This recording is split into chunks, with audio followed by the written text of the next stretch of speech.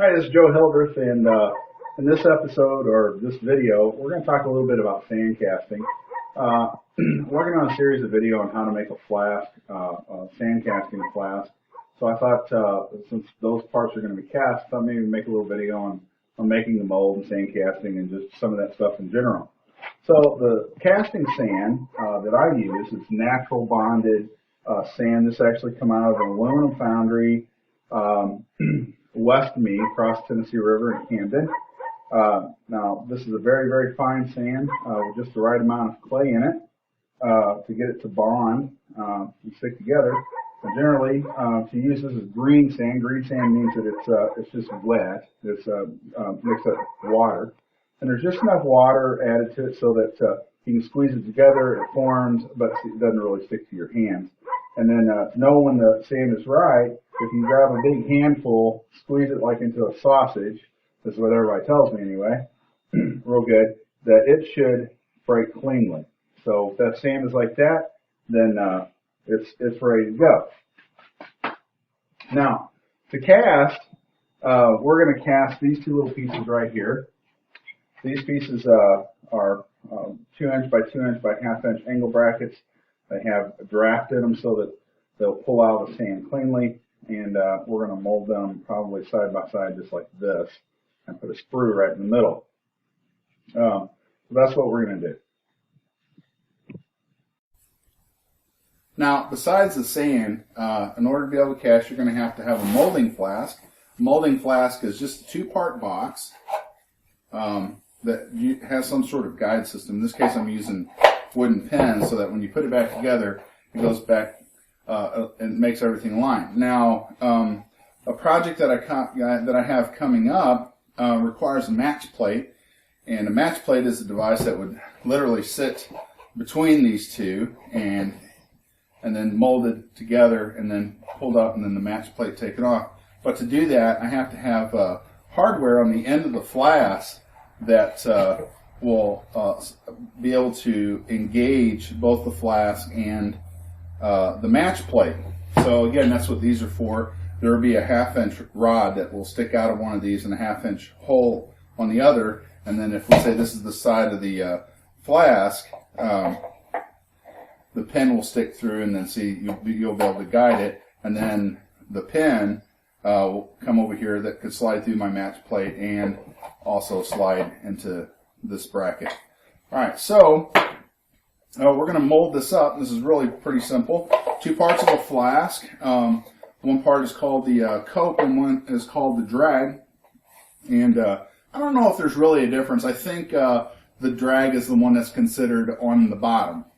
Okay, so we're going to take the cope half, and set it off to the side, and we're going to set a molding board here off to the side.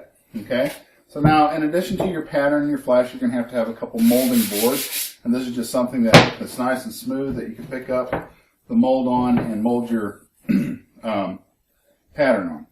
So I'm going to gather a few things together, and then we'll start the process. Okay, now the sand, when we go to ram it up, it will stick to itself. So we have to have something that will separate, that we can put between the sand so that it won't stick to the pattern or to itself. So I use this is a commercial release agent.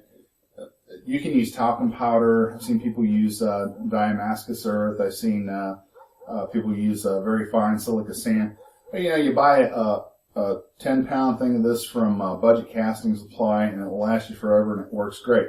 So we're going to start by placing our patterns down here. And remember, I said that I was going to mold them about like this. And let me get an idea here where I can set it, because I got to have enough space between there to get my sprue. So I want to set it about like that. Okay. Now I'm going to give these a good fine dusting with powder. Just to keep the sand from sticking to it. And you notice that I dust this without putting the drag of the flask on. The reason why I've done that is because I don't really want the powder on this here, because I actually want the sand to sort of stick to the flask. So we're going to lay this down here about where we want it. And we're going to start putting some sand in there. We're going to use a thing called a riddle. which I put somewhere right here. And we're going to sift this first sand that we put in there, make sure that there's no trash in it, lumps or anything like that. So I'm just going to scoop some sand in here and shake it up here. I'm really just kind of interested in covering the patterns a little bit.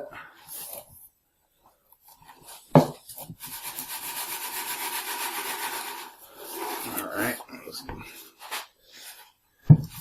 With the patterns covered there, I'm just going to take a rod. This is just a piece of dowel rod. I'm just going to kind of drive this all around the edges and pack that sand. I'm going to hold on to my pattern because I don't really want them to jump around. Like so. There's a piece of trash. Get rid of that. Now, Tubal Cain, he's got a lot of videos on this, and so does Myford Boy. I would encourage you to check those out. I am a rank amateur when it comes to sand casting. But if you look at those two guys' channels, you'll see a lot of great information. Now we're just going to heap some sand in here. Oh, use about so much there. We'll pack that down. We're going to ram this down just like this. Again, trying to make sure that we don't disturb those patterns too much. And we're going to continue this process until it's rammed full. We'll get some more sand here.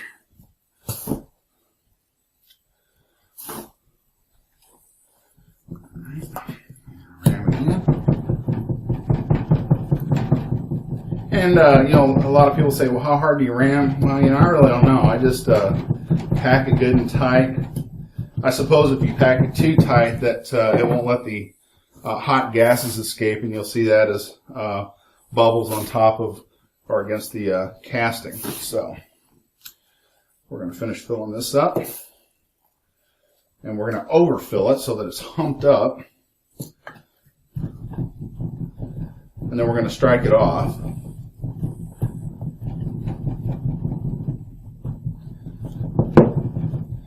And I apologize for the poor audio, video, sound, light, the whole ball of wax. I'm not a videographer. My son Zachary is kind enough to run my pad there to get some video. I got a nice camera, but I don't have a FireWire card to pull it off on the computer.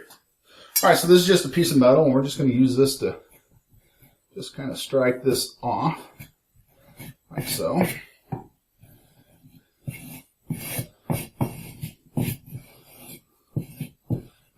This is just a screwed together flat, so it's not a very good one. So, I'll try to get this excess sand over here back in the box.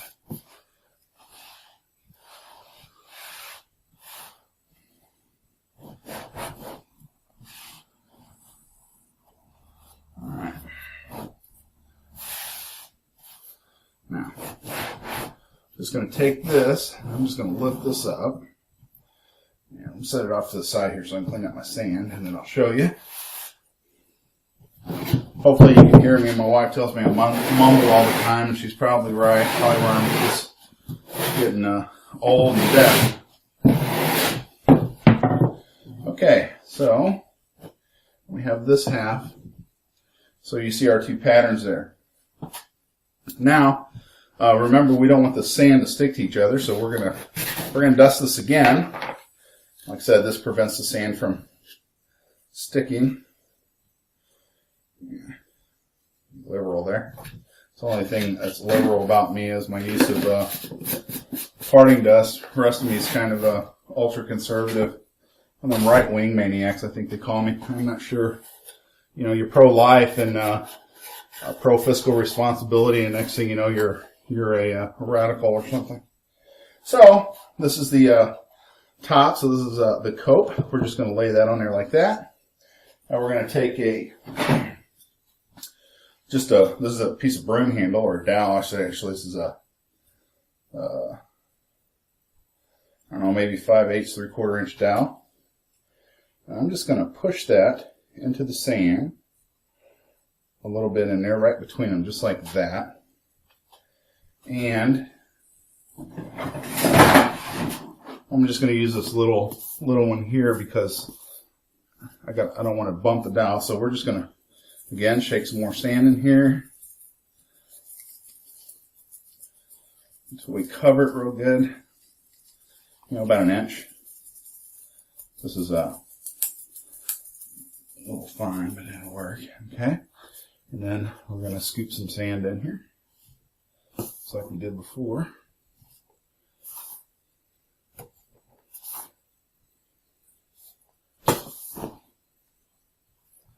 So I can take this too.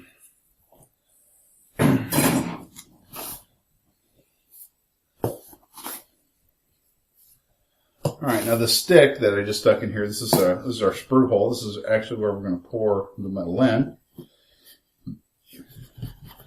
We want to take care not to bump that. We're going to dry this, ram the sand all around here. And then we're going to fill this up just like we did the drag half. So, bear with me and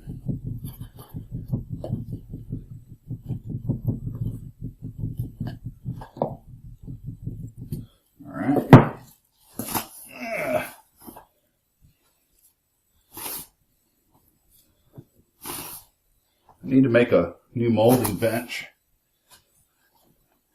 and a little sled for it, so I can get to the sand there.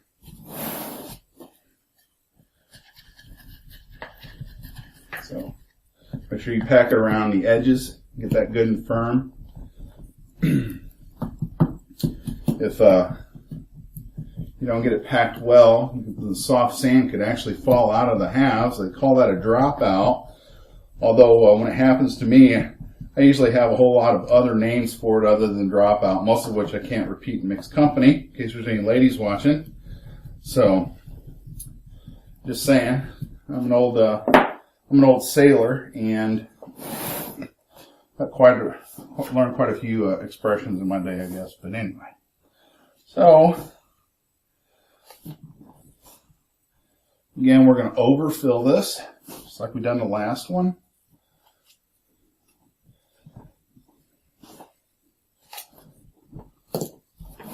Right over here.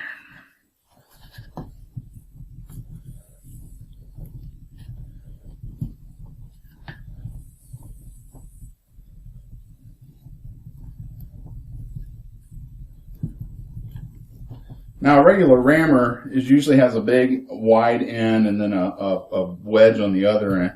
I need to make one. We just recently got a wood lathe that we acquired. I ain't sure how. It was, I was giving a guy a table saw that I went to church with. I thought he could use it. And it kind of felt like I had to have a wood lathe, but I don't have a cup and spur for it. So, all right, again, we're going to strike this off. It's like we done last time.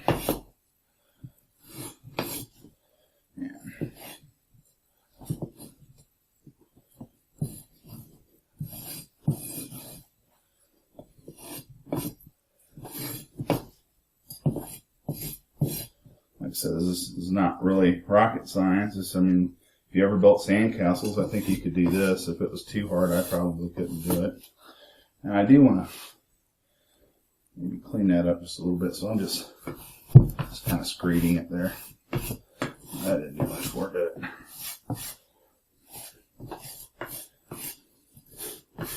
All right.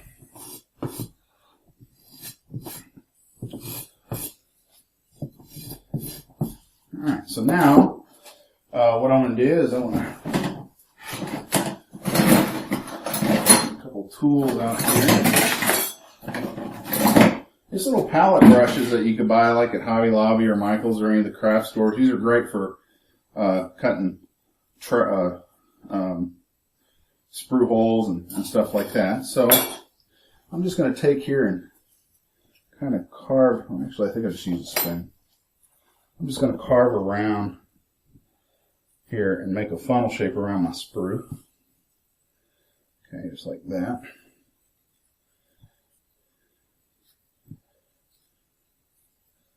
Okay, and then maybe slick it a little.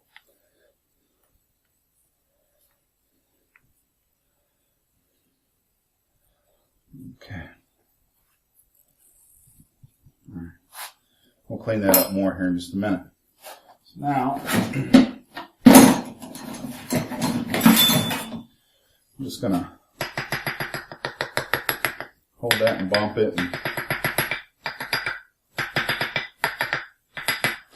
and loosen that up so that I can pull that out without really breaking up the sand. All right, so I'm going to have Zachary stop, and then let me clean some of the sand out of the way so we can give you a better look, and then we'll pick it up from there. Okay, so we pulled the sprue pin out. I just want to get some of the sand out of the way here and match this, firm that up real good. So now we're going to separate it. So we're going to very gently pull the coat straight up. I'm just going to lay it back over here on the side. And you can see that it's just, I guess you can see the imprints where the two pieces were. So now I'm going to take a little palette knife, and you see the little print there where we push the sprue pin in there. So we're going to cut channels over to our pieces that we want to cast so that the metal can flow to them. Okay, these are called gates. I'm just going to slice in there. Not really far. The pattern's only 1/2 inch thick, so I really don't want to get too deep. All right. And clean up my finger. Here's where a little bellows or something would be handy. But I'm just packing this so that the sand won't break free. Cut the other side here.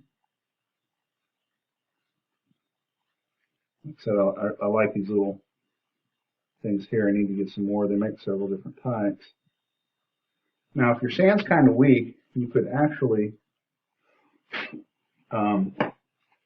take and moisten that with a soft brush. But I'm just going to turn it like that.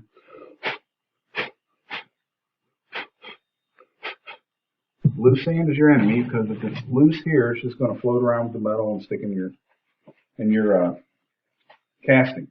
So the next thing we do, we need to remove these. Okay, and how we're going to do that is we're just going to gently tap them.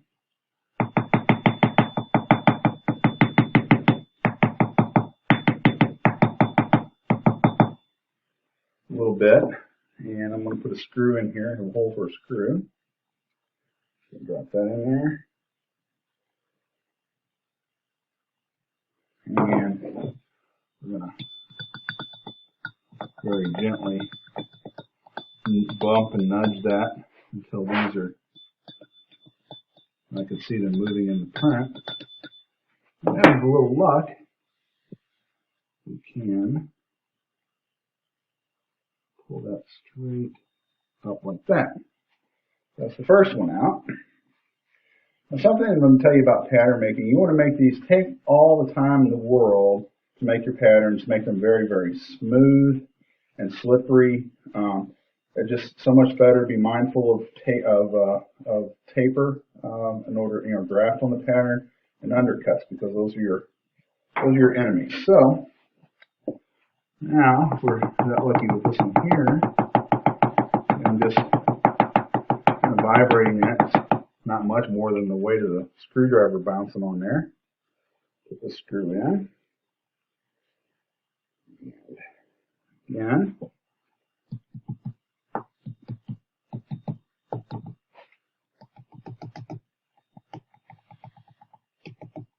I kind of like to use this. I made this years ago.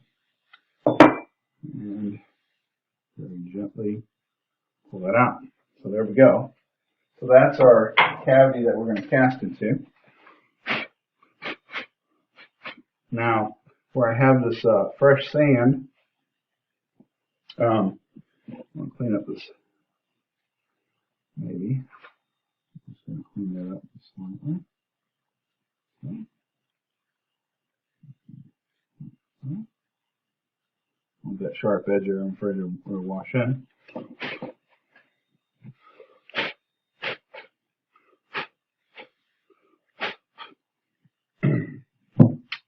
Should have a bellows. I'm not sure what's going on there, guys.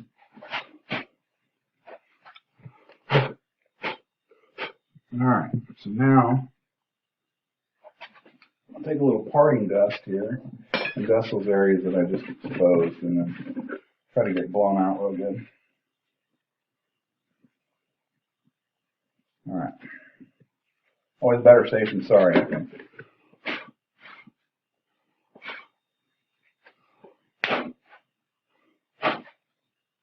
Okay. Got some buggered up down there, but I think for what we're making it'll be okay. Alright, so now all we have to do is put the top back on, and this one is ready to cast. So I have these marked, one side marked A and one side marked B. I think that side is A. That way I know it goes back together the same. Now this is a very simple mold. It's flat bottom and very easy to do. Okay, so that's all to this part. Let's go set up the furnace and the casting area and get some metal melting and go from there. Okay, well, we got all the stuff out to start casting, and we'll go over this just a little bit. If we come over here, this is just a 5-gallon bucket. The refractory lining is made out of cement, clay, and perlite. It's just insulated around the edge and across the bottom. There's a hole that comes to the side, sort of at a tangent. I just use this old piece of pipe to get my little plastic blower a little further out. And if you look here on the inside, you'll see that the burner down here comes in as a tangent. I don't know if you can see that or not. So the very first thing we're going to do, now we're melting with charcoal, so the very first thing we're going to do is we're going to put in a layer of charcoal, and this is the top I cut off the bag, and it'll burn quite well too. So we're just going to get us a couple of good layers of charcoal in there. I'm going to go about to the top of the pipe. Right there, and let's smooth all this out real good. Just like that. Now I'm going to soak that down with some starter fluid. Now remember, the stuff's flammable, so once we got this process going, make sure you move your starter fluid out of the way. I like to use quite a bit here, and I'm just going to let that soak into those bricks for a few minutes. Put this over here. Just 10 feet away. Okay. Alright. Now I'm going to let that soak, and while that's soaking, we'll talk about some of the other stuff. The crucible that I use is just a 4-inch piece of heavy wall pipe with a bottom welded to it, a couple of bolts welded to the side, a little loop on the back, and it's just got a pour lip crimped into it. The guy that made that for me was kind enough to crimp it down for me. To handle the crucible, I have these two little tools here. This one here is a little forked piece here that I can come over here beside these bolts, pick it up, and then this little hook right here, I can grab this here, and then of course see I got control over the pour. So that's important. This stuff's about 1400 degrees. So you need to be very, very careful and plan everything out. So what we see here, the lid to the furnace has a couple fire bricks to set it on when I need to set it off to the side. And then when we're ready to pour, we're always moving this direction. So I'll pull out the metal. We'll come over to the mold that we just made, which is covered here to keep anything from getting in it. We'll pour it in there, and then any metal left in the flask, we're just going to pour in the muffin tins. Now these make great ingot molds, but if you're going to use those, if you actually go like to the dollar store and buy a used one or whatever, fill it up full of water, set it outside, and let it rust. really good because it's otherwise if it's got the non-stick and it's not rusted, they kind of stick actually. And nobody likes sticky muffins. You know what I'm saying? Well, you know what I'm saying. All right, so this probably soaked long enough. We're gonna flame this off, maybe. If I can figure out how to work the lighter. I quit smoking about, I don't know, 15 years ago or so, and don't use a lighter much these days unless I'm grilling. And, all right, so we're gonna let that burn, and then when that catches real good, I will put a little air to it to get it going. So again, I'll put the lighter over here with the starter. So that's out of the way. And I don't know if you can hear me. I'll annotate the video, I guess, if you can't. And so as soon as I get started, we'll come back. Okay, so this layer of charcoal is starting real good. There's a lot of white spots. Well, I took, I don't know, maybe 5 minutes, 4 or 5 minutes.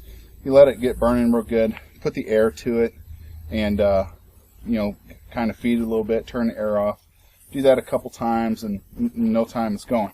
Now, for air source, a lot of folks use fans or vacuum motors or blow dryers. This is just one of those little cheap $10 or $20, you know, air mattress pumps. It seems to work pretty good for me. Probably not hot enough to do brass or that, but it works great for aluminum, and that's what we're doing here. All right, so what I'm going to do is I'm going to take our crucible, and I'm just going to set it right down here in the middle of these coals and kind of get it all nestled in there, make it feel warm and at home. Now I'm going to take charcoal bricks, and I want to fill this thing up.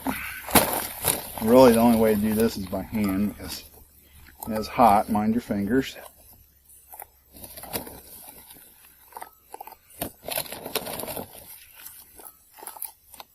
And I'll tell you what I'm going to do. I'm going to rock this forward so I can get some behind it. Even it out here. Like so.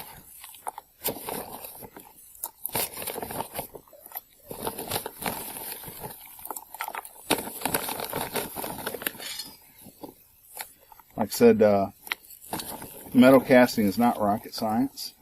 It's reasonably quiet. When it's burning, there's not even any smoke. The neighbors haven't complained yet. Although, the way I see it, it's my property. What I do on it's my business. I don't give a shit if they like it or not. But, no sense of being negative, right? So, now, I'm able to stick my hands down in here now because this is pretty cold, comparatively speaking. As we fire this up, it will get quite hot. I'll have to add more charcoal to it, and I won't be able to put my hands in there near close as like I am now without gloves. Alright. I think that's good. Now, we'll hit the air and get this going.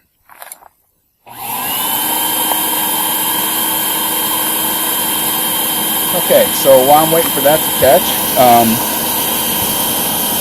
we're just going to turn on the air and let this catch. And now, while that's doing that, I'm actually just going to set this on here. Warm air is coming out here, actually very hot air now. And I want to take just scrap aluminum. These are a couple screws. I'm set them up here. I see we've done these before, but I messed them up. So. Nice thing about metal casting is if you screw it up, well, melt it down and try it again. So I'll set that up here, and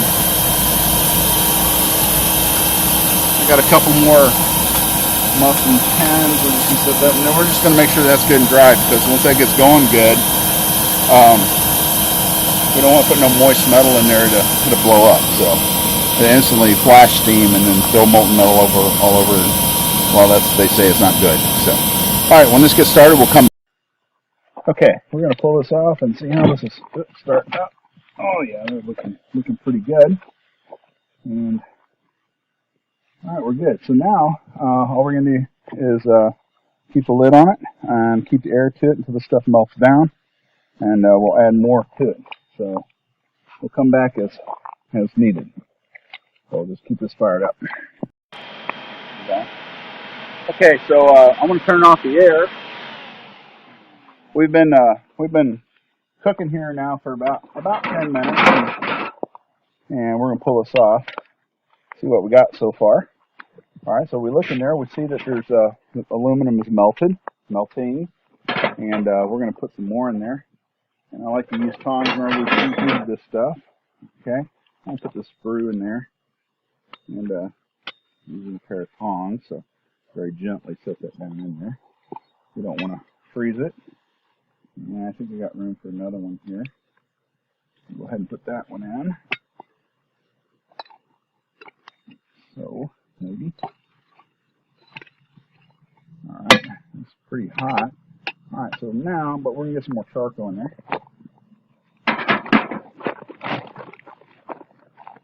Always got to watch your fuel levels. And I get on these fairly thick gloves. These were given to me by a coworker of mine who was a firefighter. And he says, man, these are good gloves, and they really are. Able to get my hands around it. Although they are kind of bulky and hard to use. But like I said, I just want to, you see it, a lot of heat in there still. And then we get that heated up. Now the goal here is just to melt it just enough to get it all melted, and then superheat it a little bit so we can pour it, and that should be enough of that. Alright, so we're going to cover this back up, put the blast back on it probably for about another 5 minutes, and we'll come back and I think we'll be able to skim it and pour. So we'll see you here in just a few minutes. Okay, so it's been about another 5 minutes. We're going to kill the air here, and I think we're about ready to pour. We're going to pull the lid off.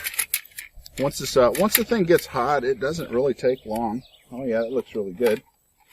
So, got to skim the dross. That's the burnt stuff there on the top. We just want to scrape that off. And I find this dollar store spoon the perfect thing to do that. We don't really want that running into our mold, so probably should have preheated the spoon, but it is what it is.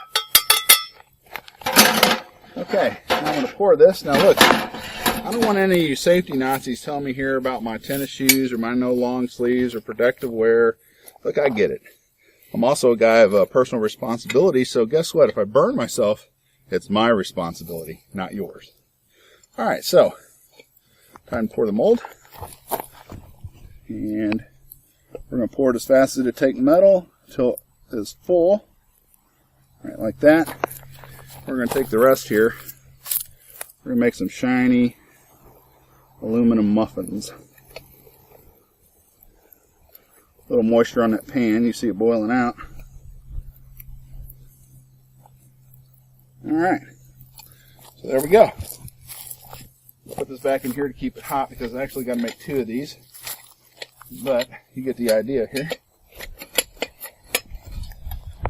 And alright, so when this cools down, it's going to take about 10 or 15 minutes or so. We can shake it out over here in the mold. We'll shake it out, and we'll see how our work turned out. So we'll catch you here in just a few minutes. Okay, so we brought the mold in, and we're going to shake it out. It's been about 10 minutes. These are kind of small, so maybe I get away with it.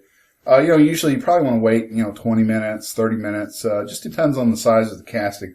But again, like I said, these are pretty small. So let's knock this out and see what we got. And keep in mind, it's still very, very hot.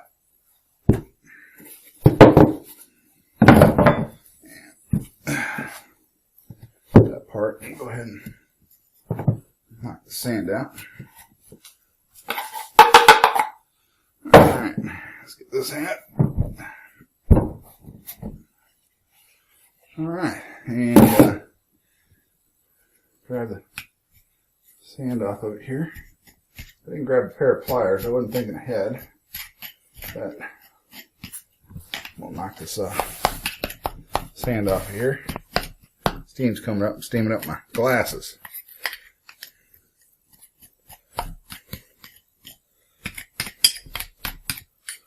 So there we have it. Freshly molded and cast angle brackets. So, thanks for watching. And look, I feel like I have to say this. Metal casting is inherently a dangerous activity. A spatter of water hitting the molten aluminum would cause a flash steam, throwing molten metal everywhere, which is dangerous. You should use leather shoes. Should have something to protect your legs and your hands and your arms. Now, I didn't follow my own practice. Now, the other side of this is, look, if you're an idiot, right, if you can't take personal responsibility and that sort of stuff, this type of activity is probably not for you. Probably shouldn't even watch it. So, but other than that, if you exercise great safety, caution, it's not a hard activity. It's a lot of fun. God bless you and have a great day.